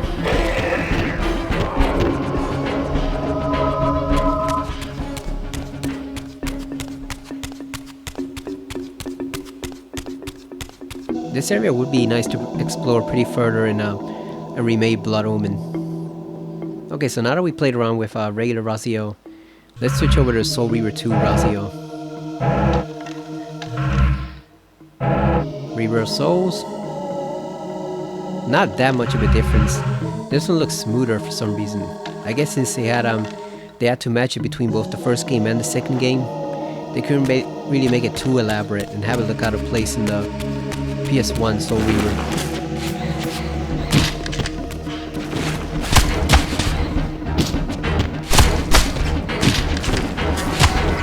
I like how they just run around like they're crazy, waving their arms and all that stuff.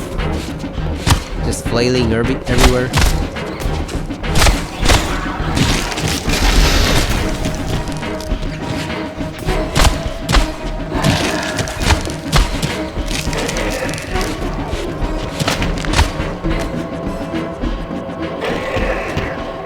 That is a cool idea though, like each different species has its own different set of souls. That's a very cool idea, and it's nice to see it implemented in this game. The Reaver did not seem to activate this orb. I had to find the means to enhance the blade further. So the reason he has to enhance the blade further is because it was cut out of the cutscene here. But there used to be a cutscene in this game, or there was supposed to be a cutscene where the Elder God destroyed all the basins around Nosgoth, so he could no longer imbue the blade that way. You know, he couldn't go to the basins and just light it up like he did in the second game. He had to find an alternate means of activating the Reaver powers, because the Elder literally destroyed every single basin in Nosgoth in that time period, so there was nowhere for him to go and activate the blade. He had to find an alternate means. But that got cut out, unfortunately, yeah, because it did explain quite a bit.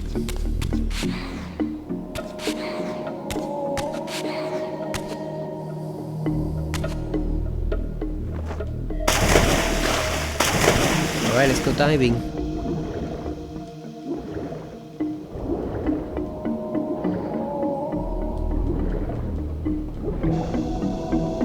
Yeah, sometimes they cut out cutscenes of games like this in Metal Gear and Silent Hill and a whole bunch of other Resident Evil, a whole bunch of other games, and they cut out stuff because it seems superfluous. Is that the word? Like it seems meaningless or like a distraction or pointless, but they end up being cutscenes that actually explain something about the lore of the series and stuff that should have been left in. You know, because it provides vital information. You know, not every subtraction from a game is positive. This oversized stone shield is carved with innumerable eyes. It appears to merely be decorative in nature and probably designed to be placed upon a pedestal or in the hands of a statue before it was misplaced. Ornamental shield. Alright. Let's go get it back to its proper spot at that doorway. Yeah, so that cutscene probably should not have been cut out, the one showing the Elder Gods destroying the basin, because it just makes it confusing. Like, he already imbued the blade 4 times in the other game, why does he have to do it again? Especially for those same 4 elements, light, dark, wind, and fire. Because the only new ones are water, earth, and spirit. So why does he have to do the other 3? Well, it's because the Elder destroyed all the bases that let him activate the Reaver's energy, its power. So now he has to go do it all over again, but unfortunately they cut out that cutscene, so now it's just a big mystery. That's why sometimes you shouldn't cut out those things. Things that may look or sound inconsequential, you know, in testing when you're playing the game, actually turn out to be pretty damn important once you cut them out. And the player no longer has that insight. So that's something they definitely should have left in there, so that it would explain exactly why he has to forge the Reaver 4 times again, and then 2 more after that. 3 more after that, rather. So he has to forge it 7 times, but it's because he has to recover all the power that it's lost.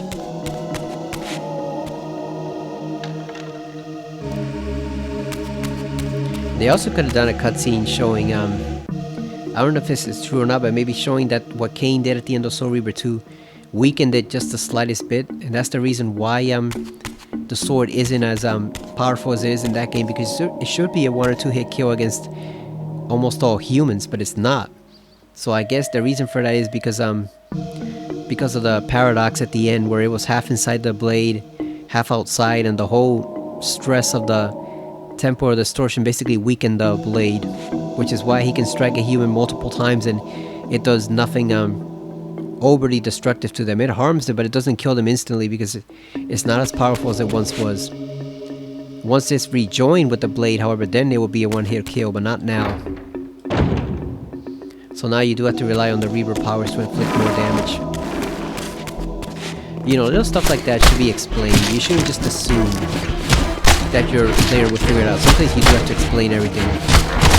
At least with a little explanation, because otherwise they just don't know. Sometimes you do have to explain it, even if it might seem obvious.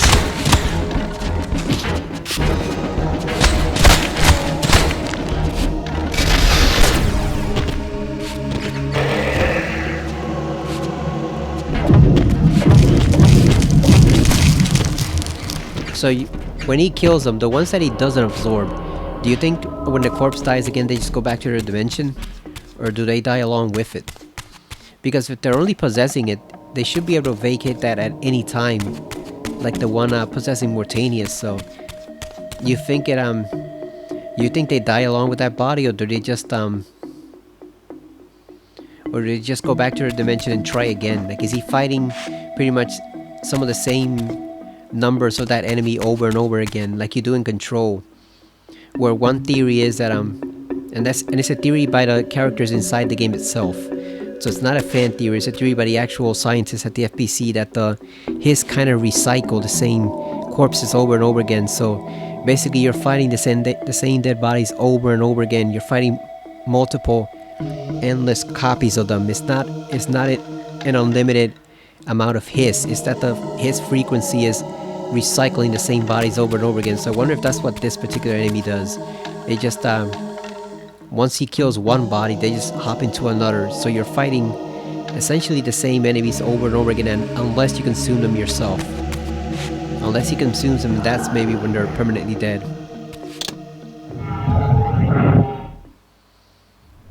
Alright, here we go. We're on Spectral. Let's grab some souls. It's better than them being stuck there for eternity. At least now they can return to the wheel, right? For whatever that's worth.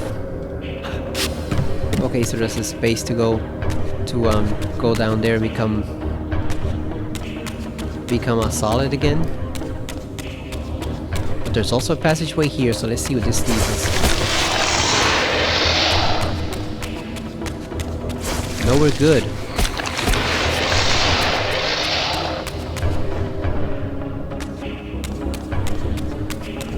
Oh, this leads us outside.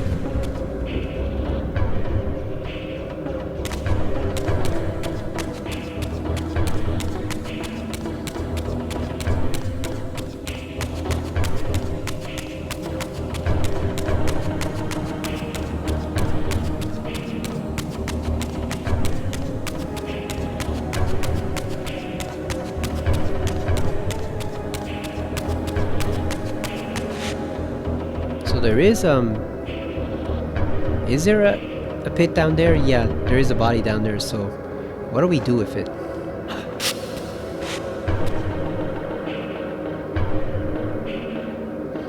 Because where did we come from? We came from this direction, right? Yeah, let's see what's down here.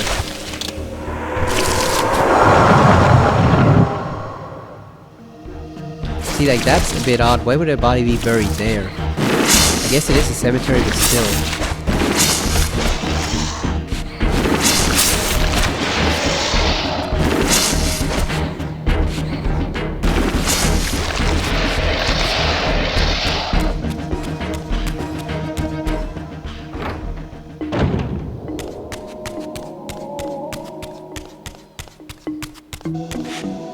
Oh, this is where we came from.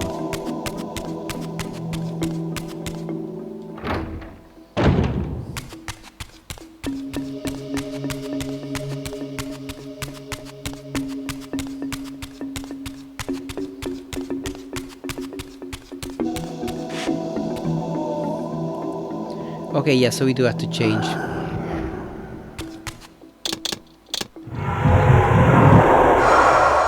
We do have to change back. We need to go outside.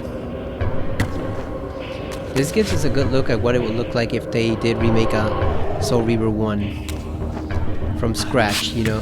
Not just giving it a facelift like the remaster, but remaking it from scratch. This gives us a bit of a look at what it would look like if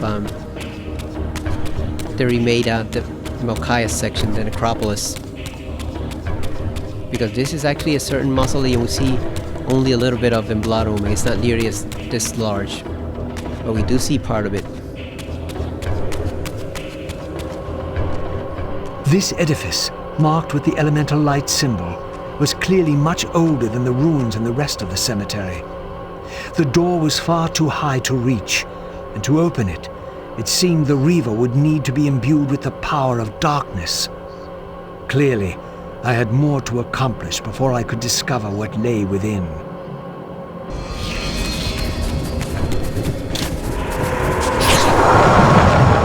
So I don't remember how long this chapter is. If you have to forge all the blades in this chapter or not. like light and dark. I know air is later on, but I don't remember if you have to forge both of their fields.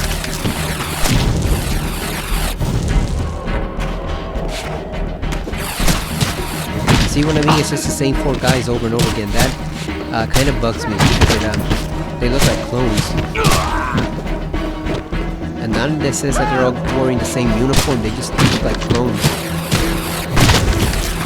I would have preferred they just kept the Vampire Hunter uniform from Soul Reaver 2. That would have been better.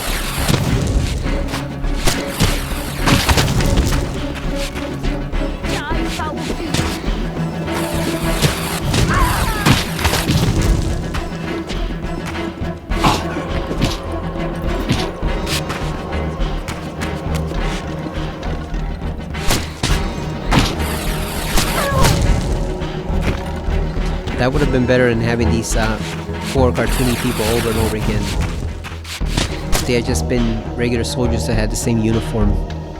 Receive Perforate Carcass. This technique allows me to deftly roll in past my foe's defenses and deliver a series of blindingly quick lunges before they have a chance to react. Yeah, this is one of my favorite attacks. Definitely, look at that. How destructive that is. It's pretty solid.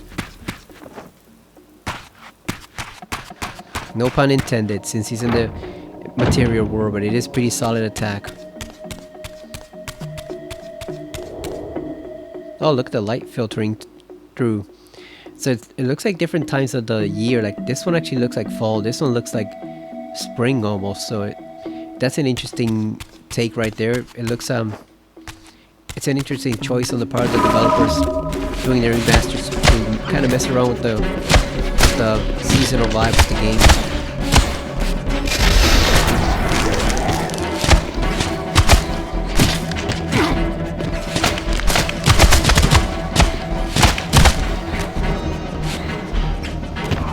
Oh yeah, let's snack on some remnant souls.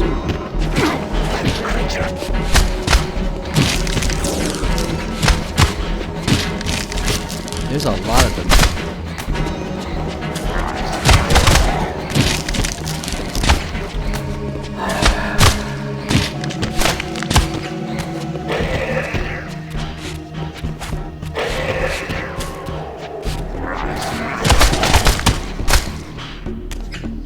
Yeah, that's definitely one of my favorite attacks. It does a lot of damage and gets in quite a few hits. That'll come in handy much later, especially against the big guys. That'll come in very handy against those huge doofuses.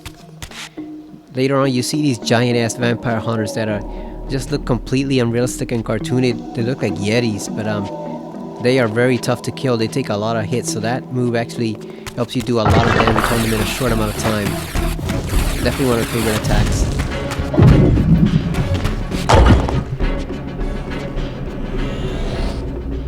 Let's just push him off the ledge.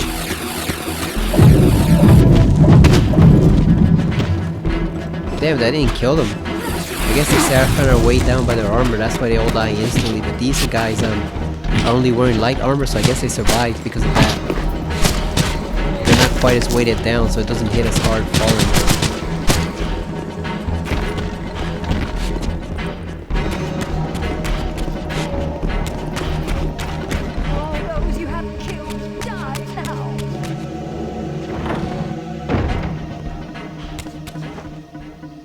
Alright, checkpoint activated.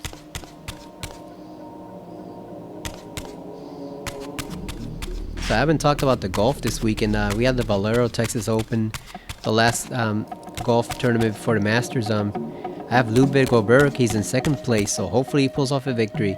It's pretty much only him and the Scottish guy, Robert McIntyre, so hopefully we continue the string of wins we've had recently. That has been pretty damn gratifying to get all those wins in such a short amount of time.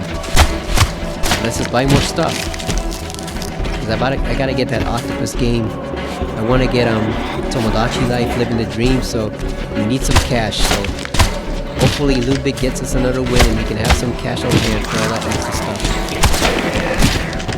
I already pre-ordered the Mortal Kombat 4K collection, so that's taken care of. But yeah, we can always use more cash, right?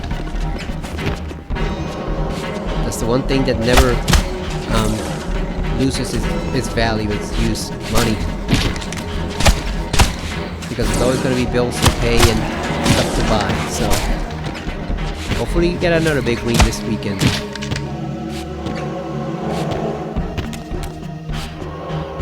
And then next week at the Masters, that's the big one. That's the one I want to get the most amount I've ever won from a golf bet. And looks like it's going to be a good event too. There's a lot of challengers this time that are contending as opposed to just 1 or 2 or 3 guys that are playing good. Sometimes the years aren't that great. There's only a few players playing well. This time almost everybody's playing well except Scotty Scheffler, world #1. So that makes it a lot more interesting, because if he sucks, then that means everyone else has a chance. It's wide open, so looking forward to it. Let's shift over here so we can climb on top of that. There we go. See, like, why would there be a body buried here? That makes no sense whatsoever. Unless it's just fragments of a body that he's possessing, I guess, or reusing. Like, why would there be a body buried there? That makes no sense.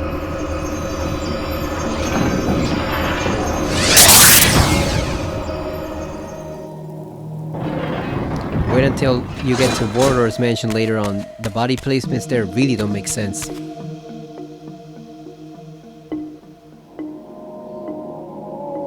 Alright, we gotta activate that Stargate.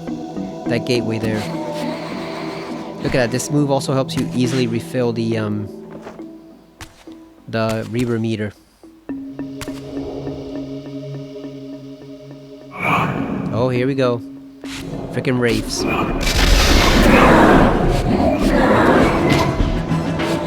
What even are these things? The shades? Where do they come from? Like I said, I'm guessing they're like the shades from the second game, where it's just fragments of souls that coalesce together and become a monster, creature of some sort. So it's not sentient, but it has a life force to it. I'm guessing that's what they are. They're just a lot more numerous here. Maybe they exist in some other dimensions as well. Or maybe they just haunt like old ruins and stuff like that. That would explain why they're in the Sarafan fortress, since that place is very, very old. So that would explain their presence there. As I stepped through, I felt a sense of displacement, as some arcane sorcery transported me away. Okay, so I might want to tune down the sound effects too next time, along with the music. This was truly some ancient ruin of a vampire civilization. Perhaps here I would finally decipher the riddle of my destiny. Sometimes it overpowers the dialogue. Okay, so I believe we should be near a checkpoint, so once we get over there, I'm going to save because we're almost at 2 hours, so I think that's fine for now. We did Kain's episode, which was very enjoyable. We got to use his skin, which is actually looks great, the second one.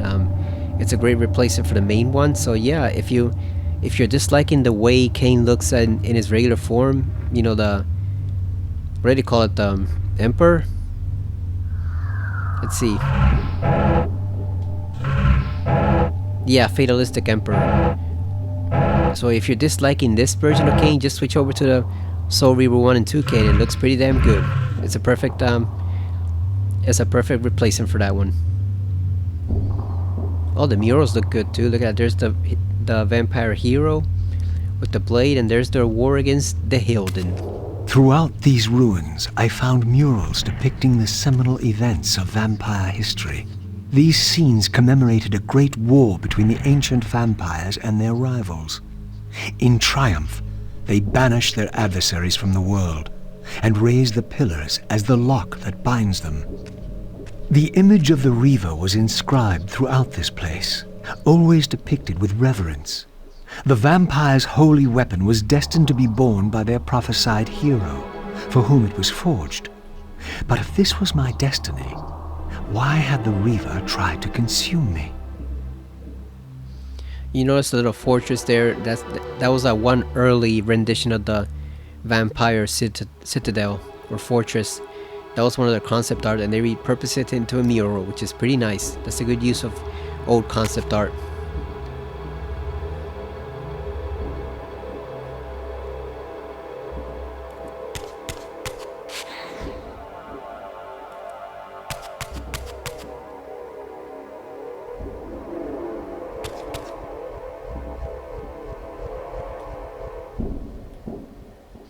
Yeah, so they made them a lot more clear, but they still didn't mess with the details of them. Like they still do, they still look a bit deteriorated as they would after thousands of years, you know. Doesn't matter how skilled artists they were, these things are not going to retain their full presentation 2,500 years later or 3,000 years later. It's just not going to happen. So it does give a sense of deterioration and the passage of time, but it still looks way clearer than it did in the original game. So that's a nice upgrade for that. Yeah, the environments in this game overall are much nicer upgrade from Soul Reaver 2, where they barely touch some of them sometimes.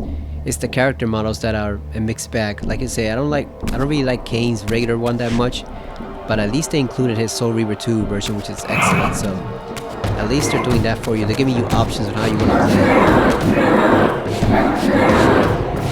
That's always fun when they do that.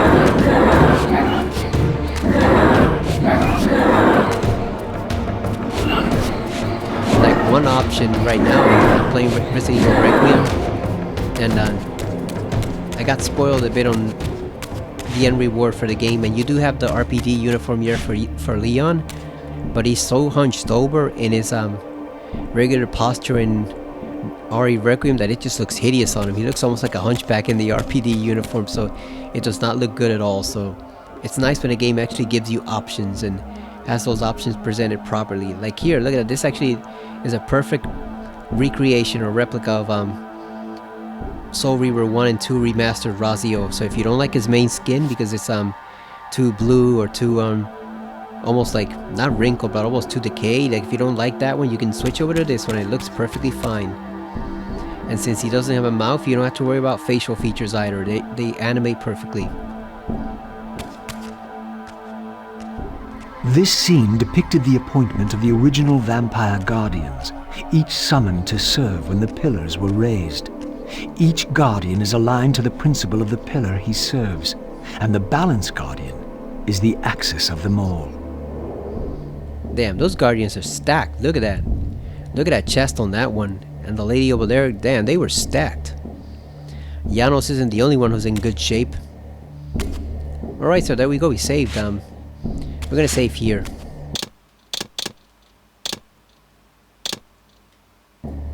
Alright, perfect.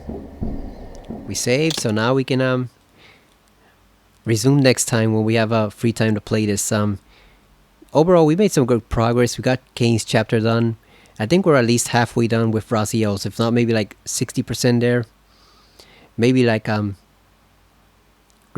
of the way even, because right now what he has left to do is just get the dark and light reavers, so it shouldn't be that much longer. He does have to escape the cemetery, or this part of the cemetery, but I think we're almost we're at least 60% or more done to his chapter, so that's good to know, because then we're going to switch over to Kain when we come back next time, and after we get those 2 reavers from him, we'll go back to Kain, who is now settled near the pillars for the progression of his story. But yeah, they've done a pretty good job with this. Like I said, it's nice that they give you options. If you don't like one skin, you can just easily trade it for another. I wish more games did that when including like retro material like this. Like I said, especially RE games, because like I said, the RPD uniform for Leon looks like crap in RE Requiem, and then in RE3 Remake, the old retro skin for Carlos looks like crap. So they did not do a proper job presenting that here. I mean, presenting that in the Resident Evil games, but here they actually did a much better job of presenting those old skins and outfits, so that you can use them in case you don't like the new ones.